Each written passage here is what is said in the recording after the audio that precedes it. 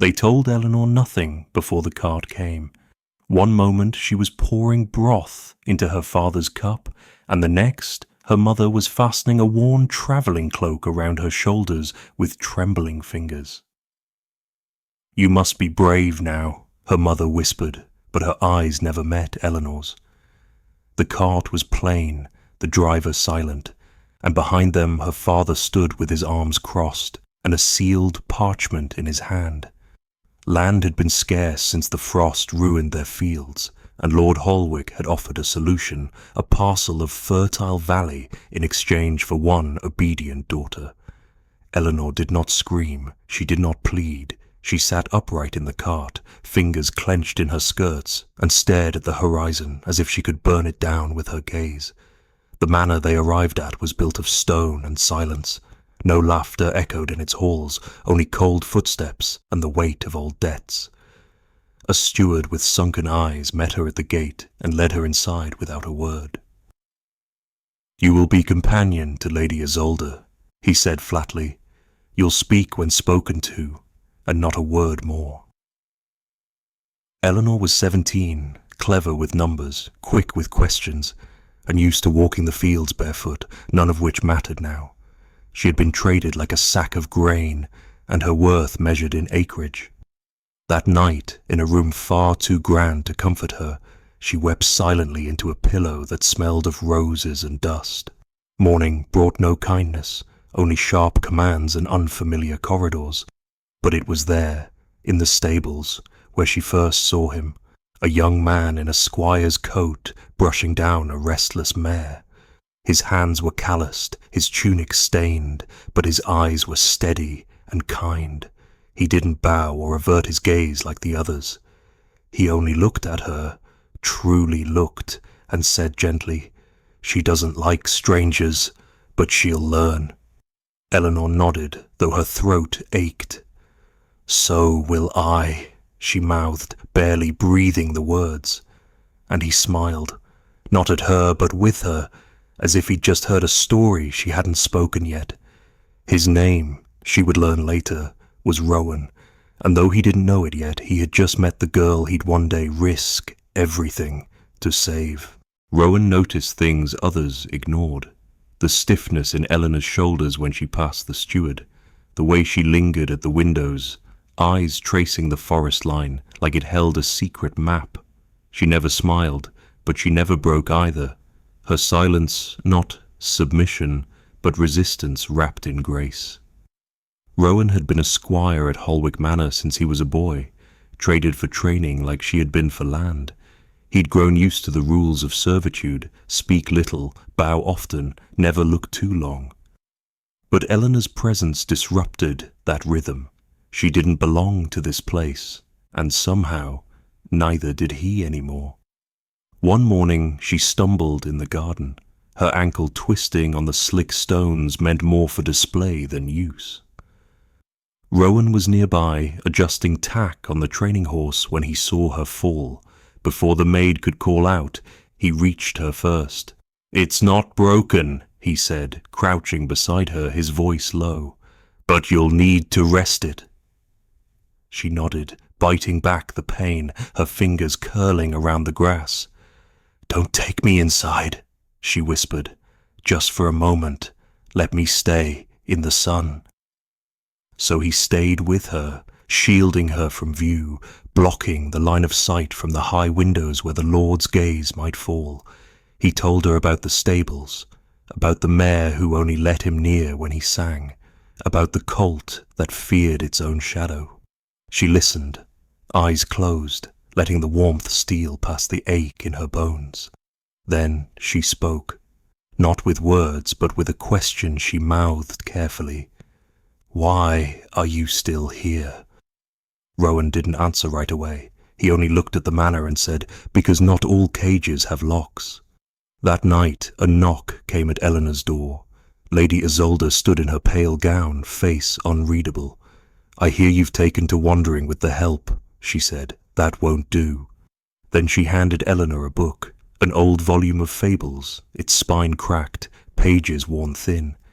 "If you must waste time, waste it wisely. Read this aloud to me tomorrow." And just like that, Eleanor was reminded. Kindness in this place came with strings, and every gesture was laced with control. But Rowan's hadn't been. That's why it scared her most of all. The contract was read aloud 3 days later in the great hall, each word slow and final, like nails driven into wood. Eleanor stood beside Lord Holwick in a gown too fine to belong to her, hands clasped to keep from shaking. Her father had returned for the ceremony, his eyes fixed ahead, not once glancing at the daughter he had exchanged for soil. The steward unrolled the parchment with theatrical care, his voice echoing, "In return for the lands of Fern Hollow, the daughter Eleanor of Greystone shall reside under the protection of House Holwick, to serve as ward and potential bride to whomever the house deems advantageous. Bride, not companion, not servant." It was the first time the word had been spoken aloud. Eleanor did not flinch, but her stomach turned to stone. She hadn't been brought here to pour tea or read fables. She'd been brought to be bound, sold again, but this time in lace and ribbon. Across the hall, Rowan stood with the other squires, arms stiff at his sides. He watched her, watched the way her eyes flicked once toward the open doors, then back to the contract, as if weighing escape against survival. Afterward, she was dismissed without fanfare. As she passed Rowan near the stables, she whispered just loud enough, "Now I understand the cage." He didn't respond, not in words.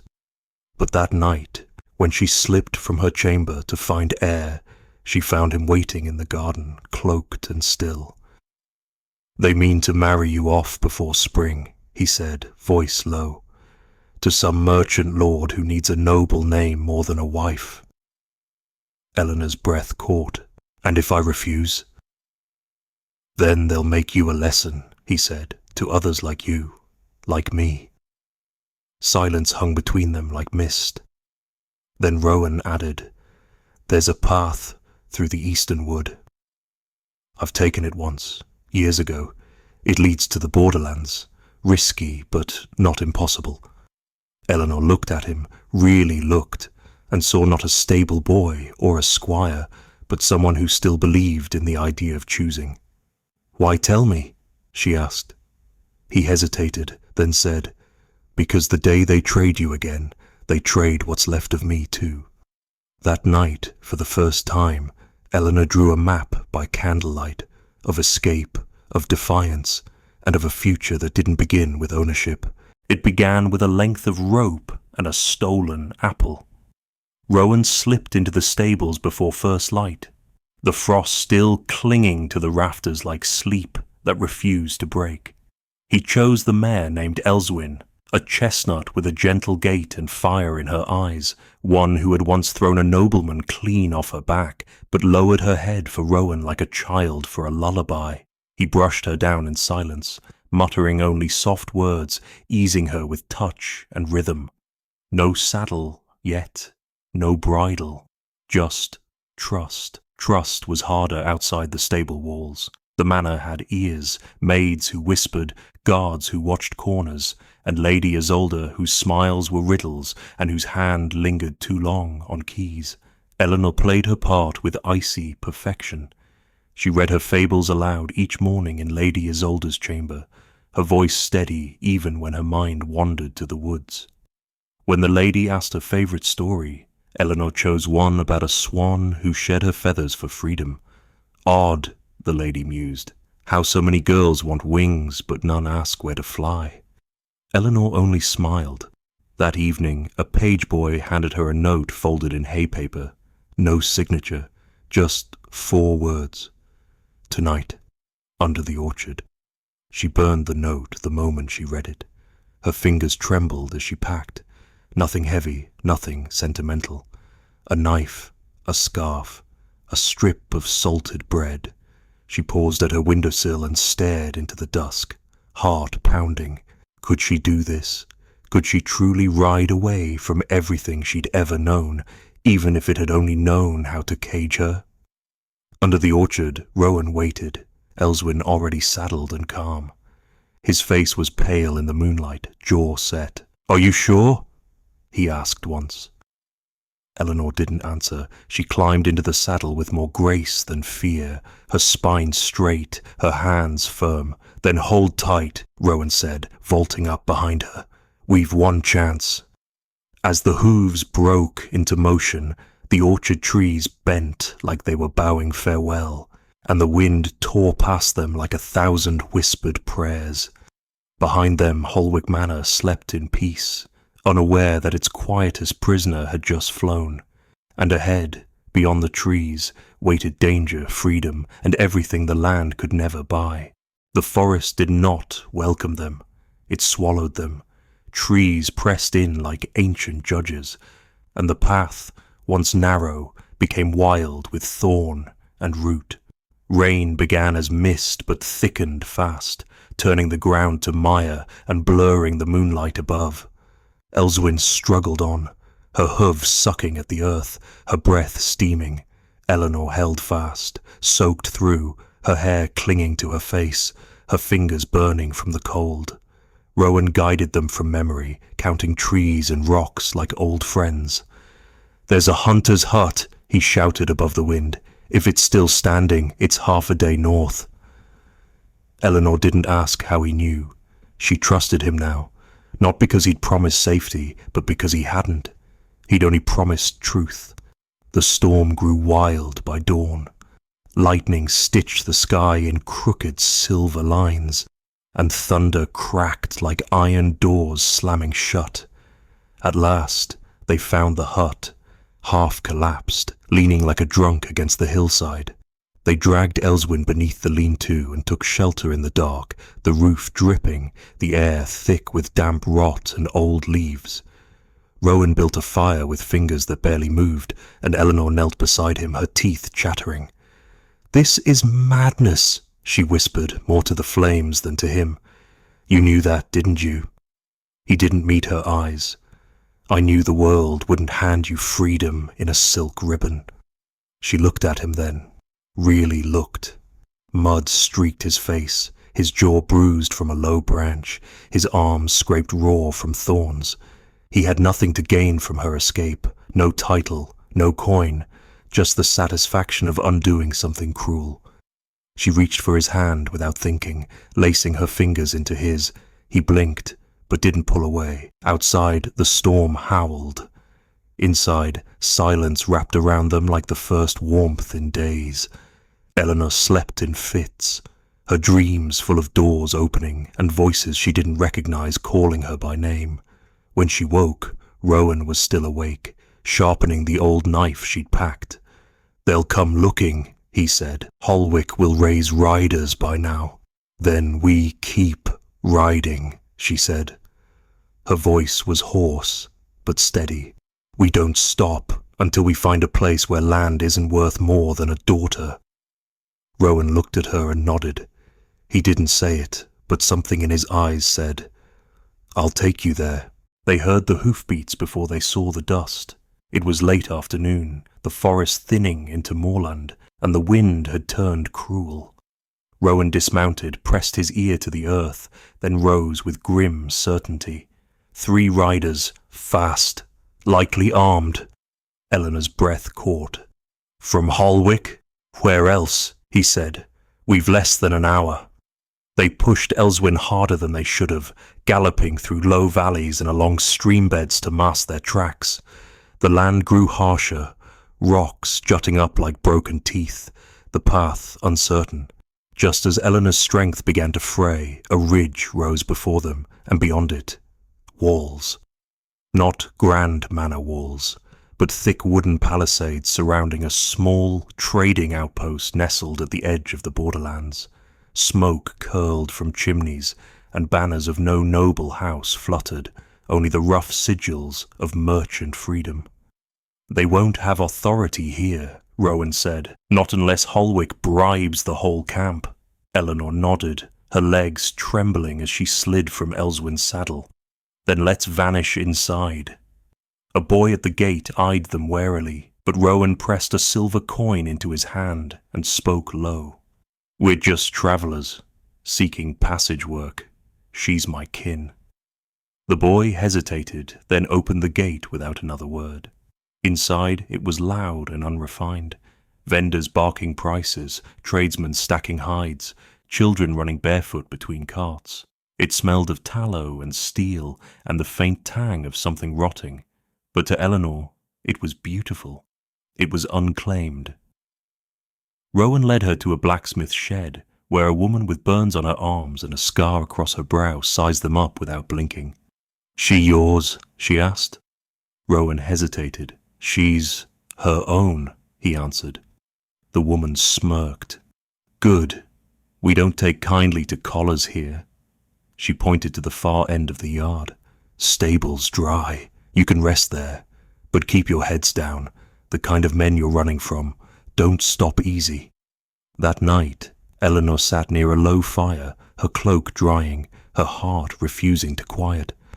Rowan sharpened a tool in silence, his eyes always scanning the shadows. "Will they find us?" she whispered. "Maybe," he said, "but here they'd have to drag you out in front of everyone. And this place?" He looked around. "It doesn't bow." Eleanor stared into the flames, and for the first time felt the edges of something unfamiliar settle in her chest. Hope.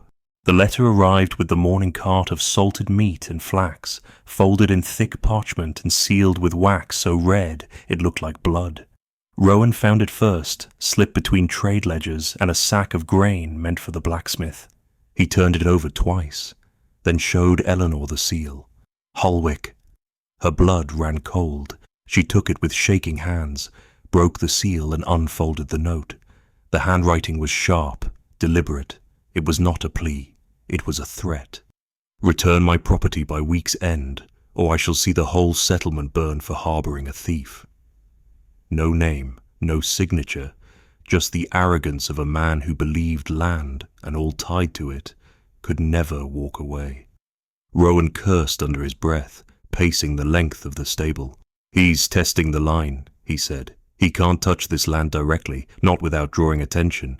But if we make one wrong move, he'll twist it into justification." Eleanor reread the letter, her stomach roiling. "He called me property." Rowan knelt before her, his voice low and urgent. "You are not his. Say it aloud." She hesitated, then, "I am not his." Louder, "I am not his." Rowan nodded. "Then we don't run, not yet." They brought the letter to the blacksmith, who read it twice, and then threw it into the forge. "We've had nobles threatened before," she said, "but we decide who stands behind these walls, and we protect our own." That night, Rowan and Eleanor moved carefully, no longer just hiding, but preparing.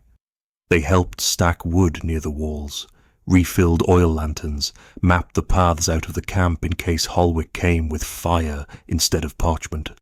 But inside Eleanor, something else stirred. No longer was she just escaping, she was confronting. She asked to learn the forge, how to hold a hammer, how to work iron, how to create instead of obey. "I want to shape something of my own," she told the blacksmith, "something that cannot be traded." The woman handed her a raw iron bar and said, "Then swing." By firelight, Eleanor raised the hammer and struck. It rang out like a bell, like defiance. And Rowan watched, eyes wide, as the girl he had rescued began becoming someone no lord could ever own again. 5 riders cloaked in Holwick green crested the ridge beyond the outpost, their presence unmistakable, arrogant and cold as the frost still clinging to the moor grass. At their head rode a man Eleanor recognized, though he had never spoken to her directly. Sir Denric, Holwick's debt collector, known more for fire than diplomacy. Rowan spotted them first and moved fast, alerting the blacksmith and then the gate boy.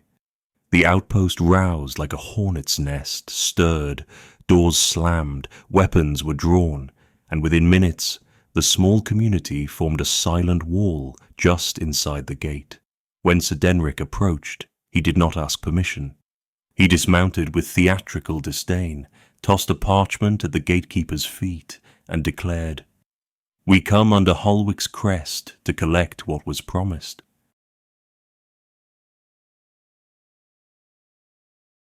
The crowd remained silent. Rowan stood just behind the front line, fists clenched, heart pounding. Then Eleanor stepped forward. She wore soot-streaked sleeves and a leather apron, no gown, no ribbon, only ash from the forge and a glint of steel she hadn't owned before. "You traded land for silence," she said, voice ringing. "But you cannot barter a person like salt or wheat. I am not yours to collect." Sir Denric's lip curled. "You bear a mark, girl. A seal. That alone makes you property by law." From the back, the blacksmith stepped forward. "This is borderland," she said. "Your law has no teeth here." Denric's hand moved to his sword, but no one flinched. In response, the crowd parted slightly, just enough to reveal the forge behind them, where a fire still burned, and where Eleanor had placed the contract from Holwick atop the coals. The flames licked the parchment slowly, deliberately, as if savouring every word. Eleanor didn't blink. "Tell your lord," she said, "that the land he bought is rotting, and the daughter he lost, she's forging her own name now." Denric stared at the burning paper, then at the wall of people behind her. He saw it then.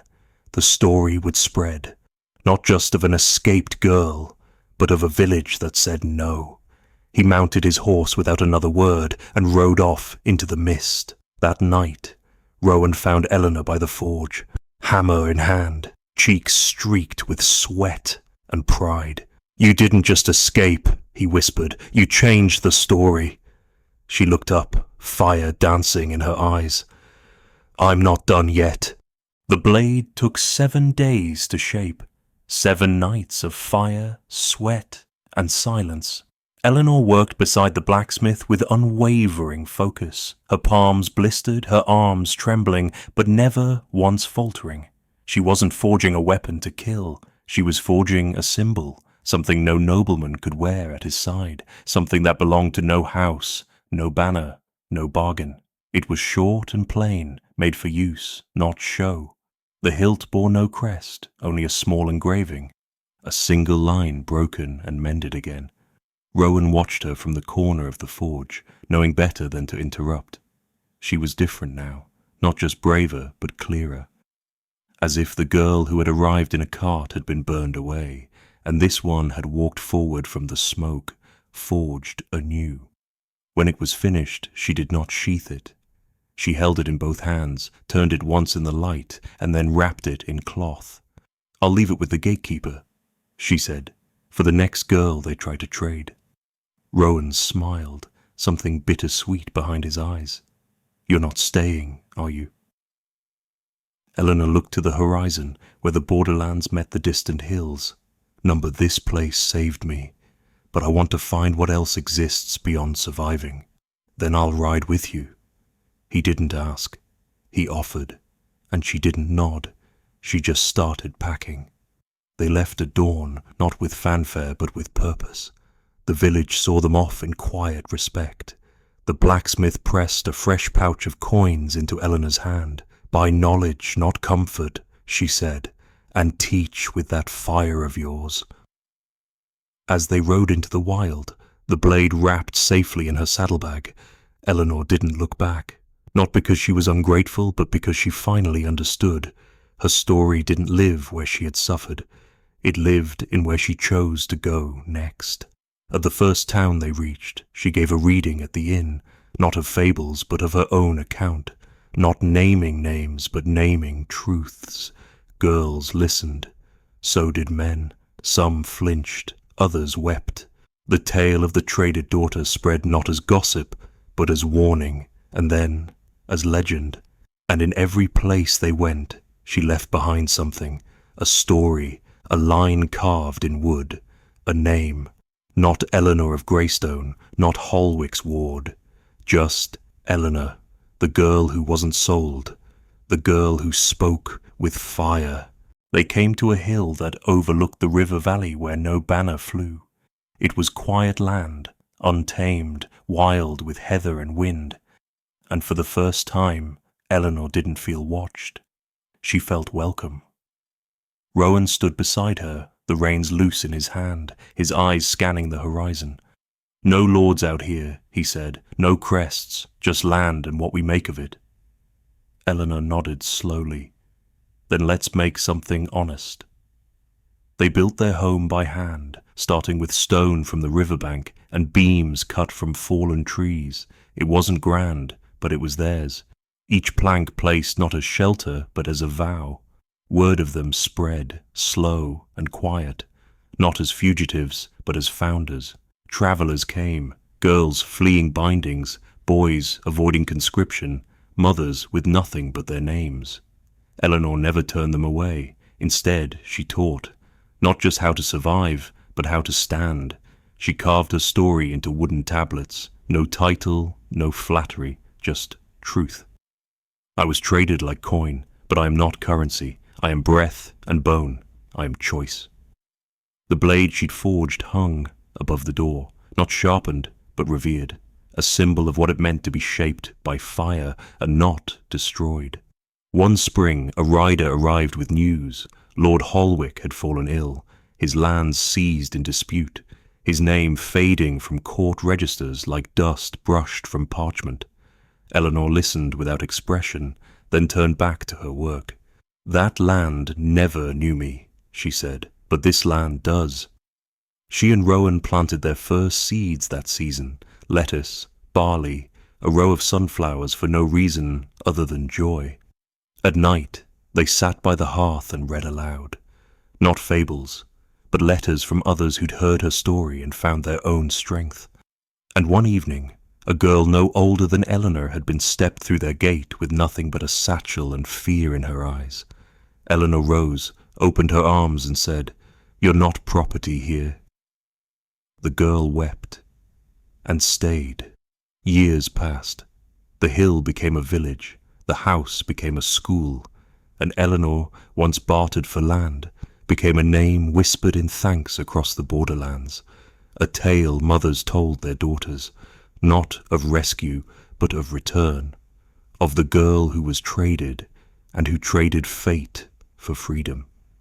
Please like, share, and subscribe to support more redemptive historical stories here on Echoes of England. If you had been traded away, would you have dared to return stronger? Tell us in the comments. Your voice matters.